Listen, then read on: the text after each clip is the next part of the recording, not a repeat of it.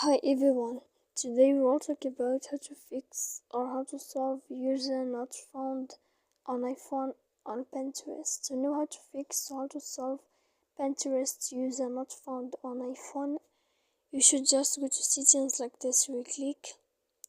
After that, in this page you will go to apps, default apps, app settings. When you will see this list, you will go down to find the application of Pinterest and you will enter. Then in this page you will go to click for stop.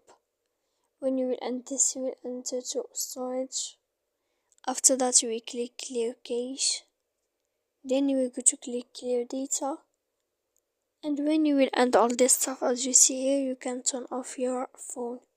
So please don't forget to support us by like and subscribe. See you next time in another video, and thank you for watching.